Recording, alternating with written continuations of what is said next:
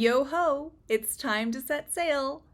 Sorry, I may already be a glass or two in. Hello, welcome to Wine Club. I'm Stephanie, and this is the playlist where I drink good wine while I whine about bad books. And today's offender is It Happened One Summer by Tessa Bailey. Warning, there will be spoilers in this review. If you want a spoiler-free review of this book, please check out my What I Read in July video. And as I say in all my reviews, this is solely about the book, not about the author as a person. I'm sure she is lovely. I would also like to preface this review by saying that romance is not my favorite genre. So take my review with a grain of salt and know that your mileage may vary. I did not like this. And if you did love it, I love that for you. Teach me your ways of not being a miserly person, because I apparently need it. But this book looked super cute. I've heard great things about Tessa Bailey. Let's see what this book promised to be about. Piper Bellinger is a fashionable and influential, and her reputation as a wild child means the paparazzi are constantly on her heels. When too much champagne and an out-of-control rooftop party lands Piper in the slammer, her stepfather decides enough is enough. So he cuts her off and sends her and her sister to learn some responsibility running their late father's dive bar in Westport, Washington. I'm gonna call an aside quick. He doesn't send her sister joins along for the ride. She imposes this exile on herself. Piper hasn't even been in Westport 5 minutes when she meets big, bearded sea captain Brendan Taggart, who thinks she won't last a week outside of Beverly Hills. So what if Piper can't do math, and the idea of sleeping in a shabby apartment with bunk beds gives her hives? How bad could it really be? She's determined to show her stepfather, and the hot, grumpy local, that she's more than just a pretty face.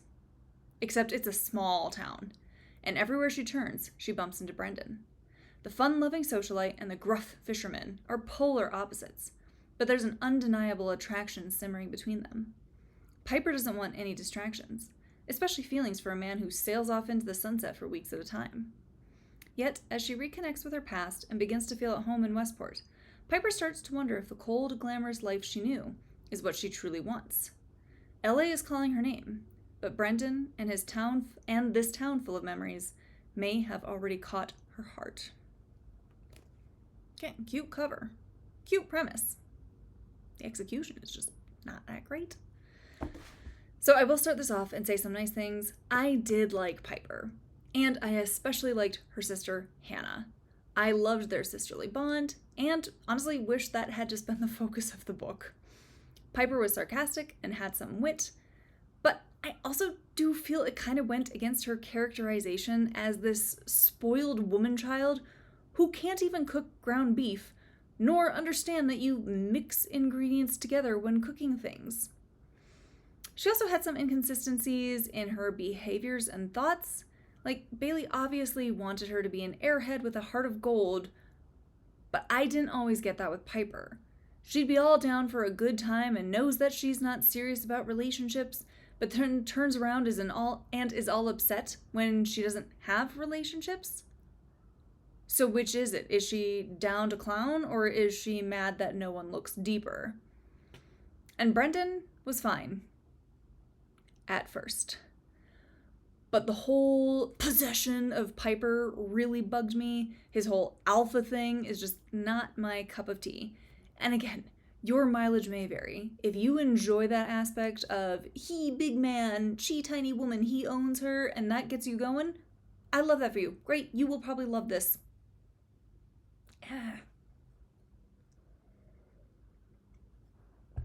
So I really started to not like Brendan due to how flippant he was about his, and this is your last spoiler warning, his deceased wife. It's been over 7 years, and he is allowed to move on, for sure. But that's not what bugged me. What bugged me was how he constantly put Desiree and their relationship down just to prove what a goddess Piper is. You don't have to extinguish her flame to make Piper's brighter. Like, sir, your wife is 6 feet under. She's already down for the count. Why do you need to kick her while she's down? He could have very well loved her and mourns his loss, but also realizes that he is alive and it's okay to be a part of the land of the living and move on. But for him to basically be all, man, I'm glad Desiree is dead because our marriage was so boring, and I don't even know if I really liked her or was attracted to her, and now I can mess around with the most amazing woman I've ever laid eyes on. It's pretty gross. It's gross. I don't like it. And Brendan is pretty gross and misogynistic in general. He constantly calls Piper baby, which, again, so not my cup of tea. If my husband called me baby, I would know he's a shapeshifter or alien pretending to be him. There's also no women allowed on his boat. He treats Piper like his daughter. And what pushed me over the edge was his treatment of her sister, Hannah. Hannah is protective of Piper too, because they're siblings, and he just ignores her or is straight up rude to her. I have to fault Piper for this one too, because she allows it. If any boyfriend had ever treated my sister the way Brendan treats Hannah, bye boy, like you do not disrespect my sister that way. But it gets worse, because Brendan is okay with him ignoring Hannah, but heaven forbid someone ignore Piper, and he is ready to crack some skulls. His father-in-law, yes, father-in-law, sees him with Piper after they just did the deed, in a hospital, mind you. And Brendan has finally taken off his wedding ring, and Mick, his father-in-law, is obviously processing a lot at once, and Brendan is furious, I tell you, that Mick is practically pretending that the situation isn't happening and ignoring Piper, and Brendan is going to kill Mick. How dare he ignore Piper? Sit down, Brendan. I'm about to reach into the book and punch you in the throat. This was said to be Grumpy X Sunshine, but it's more asshole X manic pixie dream girl, but the Elle Woods version. I read that Piper is a take on Alexis Rose, but even Alexis would drop an "Ew, David," while reading this. I truly do wonder why no one ever gave Brendan fiber supplements, as it sounds like he constantly looks like he's constipated. Maybe that was also taken from Legally Blonde too. When I dress up like a frigid bitch, I try not to look so constipated. I mean, honestly, maybe he should have just prayed more for relaxing his facial muscles, because that was another thing that really started to jump out at me and kind of threw me off during my reading experience. It's like halfway through the book, and suddenly both Piper and Brendan are praying or worried God is helping someone else instead of them and their petty little problems. But then it gets worse because we get our second sex scene, and Christ on a cracker, I was so distracted by how many mentions of God or Jesus there were. So I went back and I counted. I counted through all the sexy times, and we have 21 mentions of God, only 2 mentions of the Lord, 9 Jesuses, 4 using his full name of Jesus Christ, 4 mentions of Christ. Piper at one point wonders if he's Jesus. I guess I missed that part in the Bible where Jesus was great in bed. I knew he walked on water, but I didn't realize he was really rocking the boat in another area. And just for good measure, there are 12 counts of Brendan calling Piper baby, which leads back to an issue I already kind of mentioned earlier, and it really gave me the ick. There are a lot of scenes where Brendan infantilizes Piper, and there are some weird daddy-daughter vibes in this. Like, I'm gonna read some excerpts, and you tell me if I'm the crazy one here. So the first one's on page 244 of my little printed copy, but I do have to point out, on page 243, right before it, Piper trotted off to confer with a group of woman. Woman, not women, woman. Piper trotted off to confer with a group of woman, hugging each of them multiple times before making her way back. How could you hug each of them if there's only one of them? I'm mad because this is a... Even my little book tab is mad. I'm mad because this is a published work. That should not have slipped through. That should not have even slipped through spell check. There should be little squigglies under it. Okay, back to my main point. Page 244. He'd parked his truck near the entrance, and he unlocked it now, boosting Piper into the passenger side and buckling her in. When he climbed into the driver's side, her head was lolling on the seat and she was studying him. "We're going to talk about what you said in the morning when you're clear-headed and you'll remember what I say back." Basically putting her in a booster seat and buckling her in? Come on. Page 377. Piper wasted no time in launching herself into the recharging station, which is what she calls his arms and his hugs. A sense of rightness took hold in a split second, bringing her back to herself, back to earth. Brendan lifted her up, locking his arms around her as tight as they could go, and she melted into the embrace like butter. Her legs wrapped around his hips. She buried her face in his neck and sobbed like a baby. "Brendan, Brendan." "I've got you. I'm right here." Fiercely he kissed the side of her face, her hair, her temple. "Stay or go, baby. What do you need?" "Go, please, please, get me out of here." Piper felt Brendan's surprise register, surprise that she wanted to leave, followed by a tightening of his muscles. One hand cupped the back of her head protectively, and then he was moving through the crowd, ordering people out of his way, and she was positive she'd never, ever been safer in her entire life. She breathed in the scent of his cologne and clung to his shoulders, secure in her absolute trust of this man. He'd come. After everything, he'd come. He's come multiple times. A moment later, they were out on the street, but Brendan didn't stop moving. He carried Piper past the line of gaping onlookers, kept going until the pumping bass faded and relative quiet fell around them. And only then did he stop walking. But he didn't let her go. He walked her into the doorway of a bank and rocked her side to side, his arms like a vice. "I'm sorry, baby," he grated against her forehead.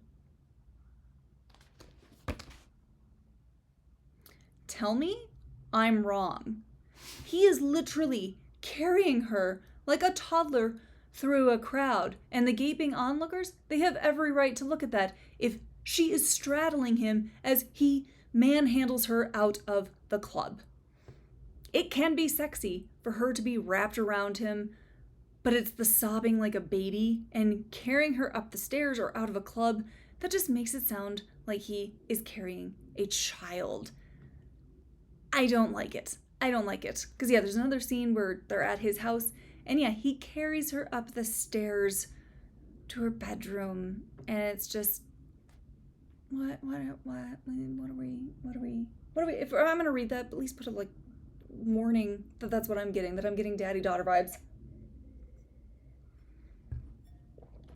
So on top of that, weirdness, I also have a real big nit with the fact that everything in this is extremely gendered, and it really started to grate on my nerves. We've got Brendan with his male exertion and his male vulnerability. Piper's femininity is slick with her need. Gross. No thanks. There are also two instances where Piper nods prettily and laughs prettily. How does one nod prettily? I don't think I want to try, or I'll look like I'm having a medical emergency. I also have to say, as a straight woman, this read way too straight for me. We get it. Brandon is a big, burly man, and Piper is a feminine toothpick who will snap in half if a man dares breathe on her too hard. It just got really boring and repetitious how tiny Piper is, and how big Brendan is, and how he's a man. A man, a real man, with hair everywhere. He's not like those men who groom themselves and dress well. He drinks beer and grunts and growls and revs his power tools. He will destroy anything and anyone in his path if they so much as look at Piper without his consent. And of course he doesn't have tattoos. That was a weird thing that was thrown in there, and as a tattoo haver, I take offense at the tattoo shaming. It was just too much. Men can be multifaceted. What a concept. I know. My husband has practically turned our garage into his woodworking shop, which is great, as he's made me 2 bookcases, which I desperately need, and he can fix anything in our house. If it were left to me, all of our art would be hanging on at an angle and by one nail. He's very handy, and knows things about building and plumbing and electricity. But we also really both enjoy dressing up for fancy day night and going to the theater or the ballet or out for fancy cocktails. A man can be both. He can play with his power tools and put on a suit. But not according to Bailey, because a man is only a true man if he is muscled and goes from 0 to 100 in the jealousy department in 1 second flat. No thanks. I don't really want that. I don't want a man who grunts at his friends, who tells me my body is his. And if that works for you, again, I love that for you. You really might like this book. But the sheer volume of repetitive statements of how male and masculine Brendan is, and how tiny and feminine Piper is, got really annoying. He's getting excited, and it's so male and masculine, and he has to release the tension of his male sexual frustration. I get it. He's a man. Let's move on. I'm not gonna lie, we're gonna go on a little aside and tangent here. My childhood crush was on David Hyde Pierce, who played Dr. Niles Crane. I was absolutely gutted when I found out that he had a husband when I was a teenager. But that's also because I was young and dumb and didn't separate the actor from the character. I thought we were soulmates. I loved, on Frasier, how he took care of himself and dressed nicely all the time, and he wasn't a big burly man. Now, I would not turn down Dean Winchester either if he showed up at my front door, but men do not have to be one specific thing to be considered male or sexy, just as women do not have to be considered one specific thing to be female and sexy. I mean, come on, at one point she says he smells like unapologetic maleness. Bailey, what does that smell like exactly? BO? The woods? Beer? Please tell me that it's just not copious amounts of Axe body spray. But we know that Brendan is a manly man who treats Piper like a possession, and luckily, all of his male features just turn her on so much that she can just go at the drop of a hat, including in a hospital. I know it's sterile, but come on, guys. The other ICU patients don't want to hear the bumping sounds coming from the next room. They're already suffering enough. Now, I have to say, some of the spicy scenes were funny when they are so not written to be funny. It's not meant to be funny, but I couldn't help but laugh. I just could not take some of the wording seriously. And again, like the repetitions of baby and you are mine and really. And I think that was an issue I also had with the book overall. Some of the language in this is just kind of odd and a bit too twee in a book that is filled with on-page sex scenes instead of fade to blacks. There's a point where Piper is having her moment mid-coitus and talks about fairies and gumdrops. I'm sorry, are you the principal dancer in the Nutcracker? I also felt Brendan's word choices during the sexy times were kind of odd too. To me, he came across as this kind of shy and introverted fisherman. He's obviously comfortable in his own skin, for sure, but still not someone who would be telling a woman during sex how her body belongs to him and how she's tight as sin, especially someone who hasn't done the deed for 7 years. They both like dirty talk, which is fine if that works for them. That's great. I love that. But it came across as really jarring to me, and I don't think it worked, especially for a romance book with freaking cartoons on the cover. My expectations were not appropriately set for how much of a Mr. Grey wannabe Brendan turned out to be. He goes from, this pussy is mine, to, I want to marry you in 2 minutes. And of course we're talking marriage, even though these crazy kids have known each other for 4 weeks. And we have our third act conflict, which was super lame.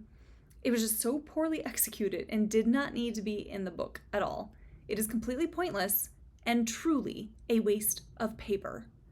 It also read like Bailey put it in because she had to, but didn't really want to commit to it because it's over really quickly. So we have Mick, Brendan's father-in-law, who comes to Piper and Hannah's big bar opening and says some mean comments to Piper, But then a few pages later is pretty much a blubbering mess about what he said. Like, what is this conflict? It is meaningless. I would so rather have not had this and just gone on to their happy ending. Would have saved pages. Would have saved paper. Let's think about the trees.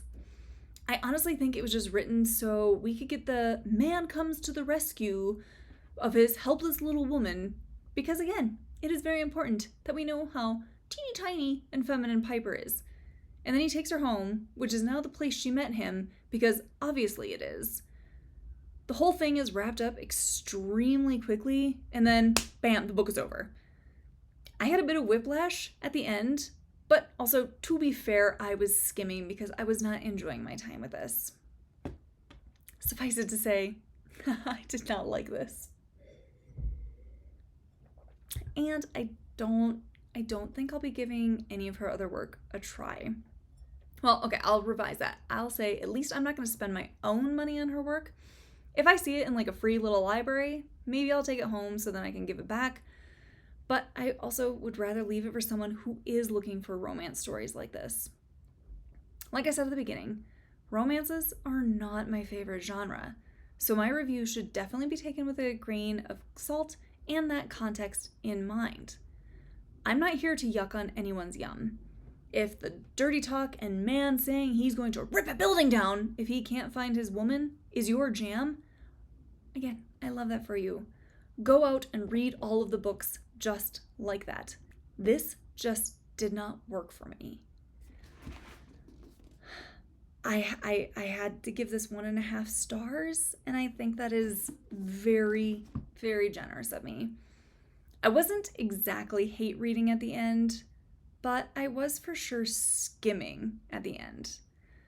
I liked Piper in the beginning, and I'm happy that she got her happily ever after. She did evolve and mature, and without losing what makes her her, and I did like that. I'm not even gonna ask for recommendations for other romances to check out, as I'm just not in the mood, unlike Piper and Brendan. Or maybe since this was supposedly inspired by Schitt's Creek, if there are books that are adaptations of those characters, please let me know about them, as I wouldn't mind reading those. Otherwise, thanks for joining me at Wine Club.